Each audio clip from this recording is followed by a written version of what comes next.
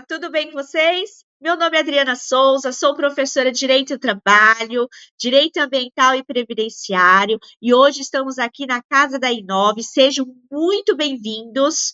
Vamos passar uma horinha aqui, dividida em 3 blocos, mas para vocês aprenderem o passo a passo numa audiência trabalhista. Para você que está iniciando, que é estudante, ou que está estudando e não está entendendo nada que o seu professor da graduação está falando, ou você está indo nas audiências e não está entendendo nada, ou está iniciando doutor ou doutora, de uma vez por todas, hoje você vai tirar todas as suas dúvidas. Antes de iniciar, eu gostaria de colocar para vocês um mapa mental passo a passo, porque eu trabalho assim com nossos alunos. Os alunos gostam muito, mas muito de mapa mental. Eu também, particularmente. É porque é mais visual. Você olha, você já consegue entender, já consegue ligar os pontos. Então, é muito interessante trabalhar com mapa mental, tá bom? Então, vamos lá. Passo a passo na audiência trabalhista. Antes da gente iniciar essa audiência trabalhista, vou passar uns passos para vocês e principalmente uma dica aqui de ouro. Quando o cliente chegar até o seu escritório, doutor e doutora, você vai fazer uma entrevista. Através daquela entrevista, vai nascer o processo, que vai a petição inicial e depois a gente vai passo a passo. Nessa entrevista, você vai colher assinatura em todas as folhas do seu cliente. Mas por que eu tenho que ter esse trabalho? Porque, às vezes, o cliente ele mente. E quando chega no dia da audiência, para você não passar vergonha ou até não ser processado perante o Tribunal de Ética, você tem como comprovar que o seu cliente passou, você somente transcreveu aquilo que o seu cliente te passou. Então, para te resguardar futuramente, tudo bem? Então, e faça uma boa entrevista, porque através de uma boa entrevista nasce um bom processo, tá bom? Então, vamos começar aqui, passo a passo na audiência trabalhista. E antes de a gente iniciar, quando vai nascer aquele processo, a gente tem que ver o valor da causa para saber o rito que a gente vai conduzir, né, o processo. Temos 3 ritos aqui na trabalhista. A gente tem o rito ordinário, temos o rito sumário e temos o rito sumaríssimo. Aqui no rito ordinário, eu coloquei o símbolo do mais. Não é morte, não é a cruz. Ninguém morreu, fiquem calmos, tá? Então, vamos lá. Mas tem que ter um dos requisitos para o rito ordinário. Mais de 40 salários mínimos. Então, a sua ação tem que ter o valor da causa mais de 40 salários mínimos. Por exemplo, se eu não me engano, o valor do salário mínimo está 1.420 vezes 40 salários, tá? Então, tem que dar aí mais de 40 mil reais o valor da sua causa para você poder seguir esse rito ordinário que os advogados, vou adiantar já, antemão, adoram, tá bom? Até 3 testemunhas por fato ou parte. Vai depender muito da dinâmica da ação, da audiência. Mas o fato, o que vocês têm que saber? Vocês têm que saber qual é a matéria de fato e qual é a matéria de direito. Tá? Um exemplo que eu posso aqui da matéria de fato para vocês: hora extraordinária. Aquele funcionário que faz horas extras. Exemplo, eu tenho que provar que aquele funcionário faz horas extraordinárias. Conforme o artigo 818 da CLT, eu puxo a prova para mim. E eu vou levar uma testemunha comprovando que aquele funcionário faz, por exemplo, 3 vezes por semana. O horário dele é das 8 às 18, porém, ele estende o seu horário até às 19, até às 20 horas, 3 vezes, 2 vezes por semana, 1 vez por semana que seja. Aí eu vou levar uma testemunha para comprovar aquele fato, aquela alegação minha. E matéria de direito, que eu posso falar para vocês de exemplo, é o artigo 477, parágrafo 8º da CLT, que diz sobre a multa do pagamento. Por exemplo, a empresa tem 10 dias para pagar o seu funcionário. No 11º dia, o funcionário já tem direito àquela multa, porque já é de direito dela, já está na lei. Então, já é matéria para ele. Então, ele não precisa provar, certo? Mas matéria de fato, ele precisa provar. Matéria de direito, não, porque já é um direito adquirido seu. Passou dos 10 dias, no 11º dia, ele já tem esse direito. Só para vocês fixarem bem na cabeça de vocês, e vocês têm que estudar o que é matéria de fato e o que é matéria de direito, para você poder conduzir a sua audiência aí perfeitamente. Tá? Então, o rito ordinário é também complexo e detalhado, com múltiplas audiências. Por que múltiplas audiências você colocou aí, professora Adriana? Porque múltiplas audiências, eu posso ter mais de uma audiência. Por exemplo, a minha testemunha faltou. E como que eu vou provar que essa testemunha faltou? Através da carta convite. Assim, quando você ingressar com a ação, na hora da distribuição, vai sair o número do processo, vai sair a vara onde caiu, e vai sair também o dia da audiência. Você vai chamar o reclamante, ou vai passar, né, os dados ali para o reclamante, ele vai assinar que está ciente, né, vai assinar que está ciente sobre a audiência e vai levar uma carta convite para as suas testemunhas, 2, 3, 4 testemunhas que seja. Ele vai convidar essas testemunhas através dessa carta, que vai trazer para você, seja pessoalmente ou via zap ou via e-mail, assinada pelas testemunhas, dando ciência que elas estão sabendo o dia, o horário e o local. Não esqueçam de colocar o local, porque a maioria das pessoas não sabe aonde fica o fórum trabalhista. Então, sabendo o dia, o local e a vara também. Então, você vai dar todas as informações possíveis para essa testemunha e para o seu reclamante. Faltou no dia da audiência essa testemunha. Você tem a carta convite. Olha, excelência, eu gostaria que a audiência seja adiada e remarcada, porque essa testemunha é crucial para o meu processo, ela foi convidada e não pôde comparecer. E o juiz vai adiar a sua audiência. Então, por isso que é múltiplas audiências. Eu posso adiar essa audiência, como eu também posso ter a audiência de conciliação, ou audiência inicial, como muitos gostam de falar, porque a gente vai tentar conciliar as partes. Não deu para conciliar, o juiz vai remarcar a audiência para instrução e julgamento, tá? Ou então a audiência, a conciliação não obteve conciliação e aí ela tem perícia. Então, ela vai ser adiada, vai ser primeiro marcado a perícia, após a perícia vai ser remarcado outra audiência. Então, ficou muito claro o que é múltiplas audiências na esfera trabalhista. Tá, e continuando aqui. E análise detalhada dos argumentos e provas. O prazo dessa ação, desse rito ordinário, pode levar meses, como também pode levar anos para a sua conclusão. Recurso, permite recursos contra a decisão final. Ok? Então, rito ordinário. Quais são os requisitos para o rito ordinário? Mais de 40 salários mínimos, até 3 testemunhas por fato. Ela é complexa e múltiplas audiências. Tem análises detalhadas dos argumentos e provas. O prazo pode levar meses, dias, meses como anos. E o recurso é admissível. Tá bom? E agora vamos falar sobre o rito sumário. Essa é mais simplesinha. É difícil a gente ver. Geralmente são pessoas em situação de rua, né? Ou empregada doméstica que ficam pouquíssimos dias e ingressam com a ação trabalhista e tem um requisito aí que é até 2 salários mínimos. Enquanto o rito ordinário é 40, aqui no rito sumário é até 2 salários mínimos o valor da sua causa para você entrar com o rito sumário.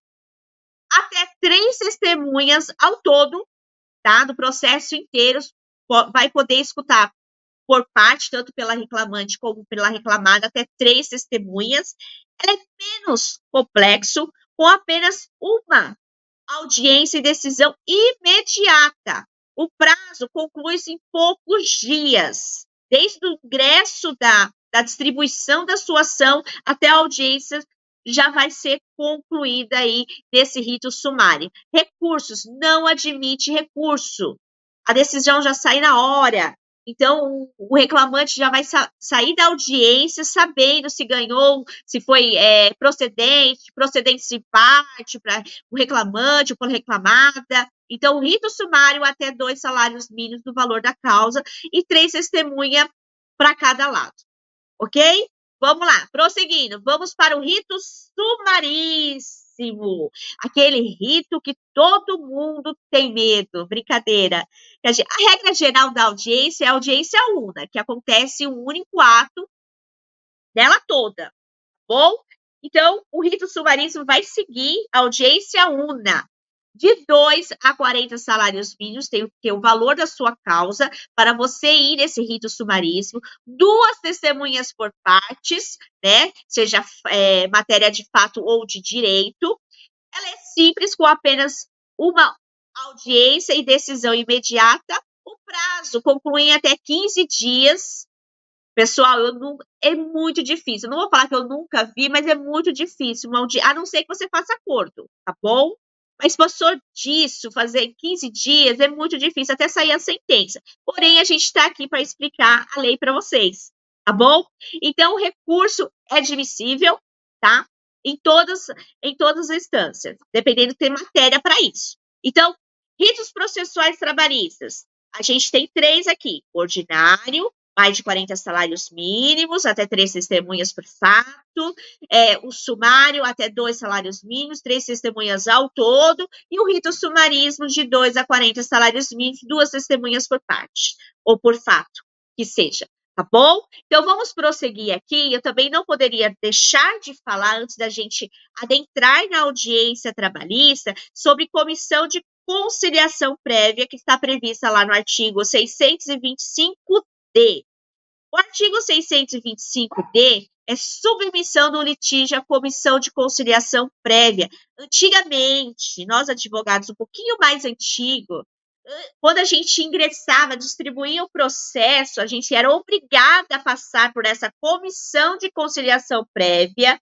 Não deu, você ia até a conciliação, não deu acordo, restou infrutífera. A gente ia, então, para o judiciário. Aí eu teria que escrever lá na petição inicial que a gente passou pela comissão de conciliação prévia e não restou-se infrutífera, por isso que estamos batendo nas portas do judiciário.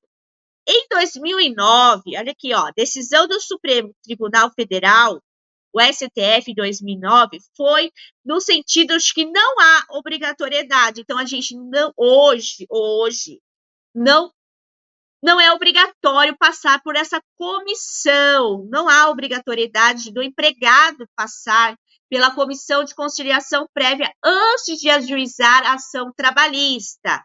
Atualmente, o empregado não tem a obrigatoriedade de, ao ser dispensado do labor do seu trabalho ou pedir demissão, passar pela comissão de conciliação prévia, visto que o STF entendeu que o artigo 625, a linha D da CLT, violou a Constituição Federal de 88 no tocante ao acesso da justiça.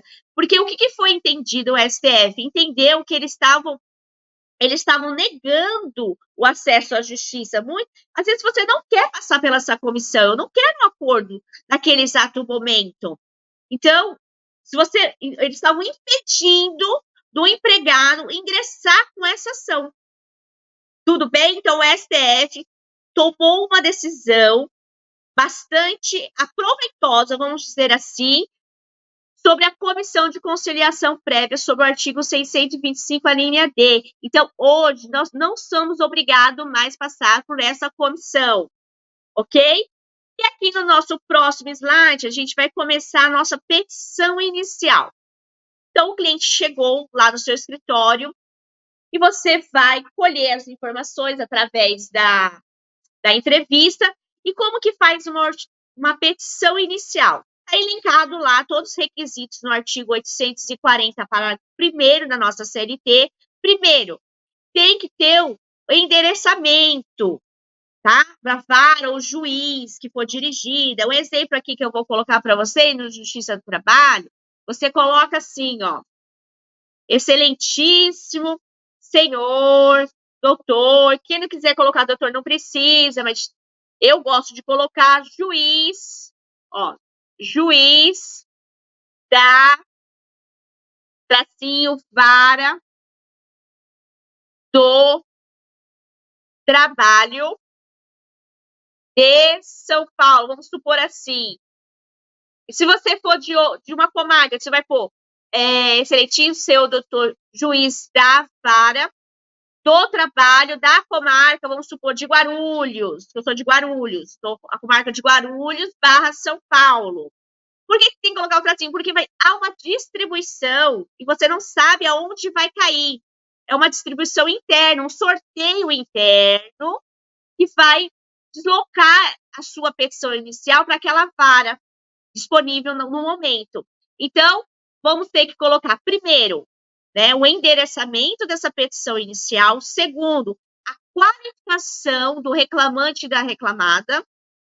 Terceiro, né, a qualificação é o endereço, o CNPJ, tudo referente à reclamada e ao reclamante. Terceiro, uma breve exposição dos fatos de que resulte o dissídio. Então, a gente vai falar os fatos, vai contar a história para o juiz, o que aconteceu naquele contrato de trabalho. Vamos explicar isso tudo para o juiz.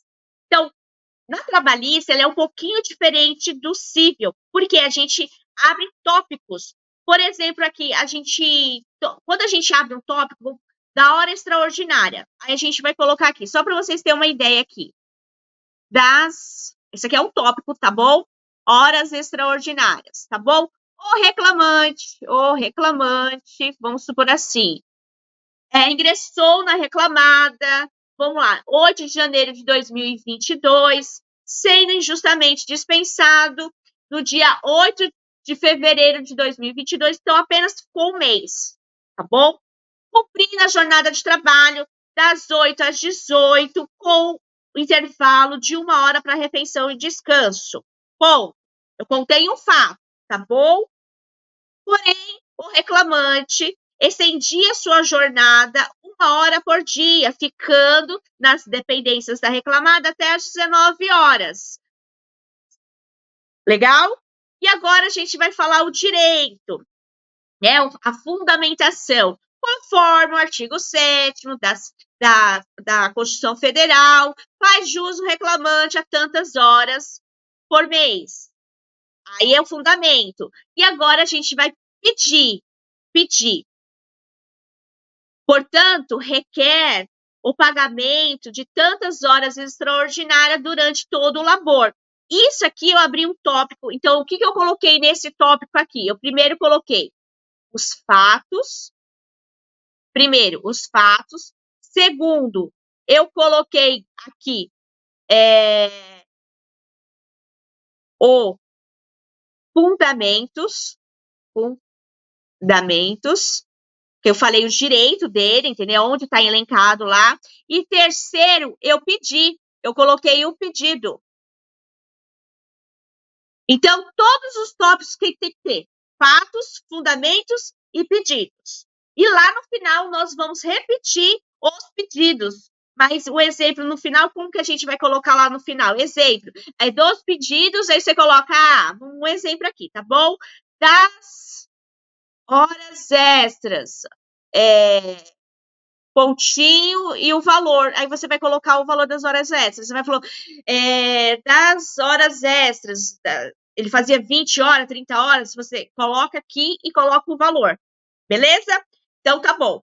E no final, igual eu falei agora, o quarto é o pedido. Então, tudo que a gente colocou no corpo da petição, no final a gente vai repetir esses pedidos. É um pouquinho chato fazer essa petição inicial? É um pouquinho chato.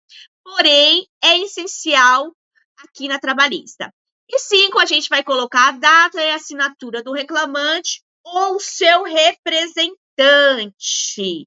Tudo bem? Então, vamos para o próximo aqui. Ficou bem claro aqui, petição inicial, como que faz mais ou menos, né, uma petição inicial.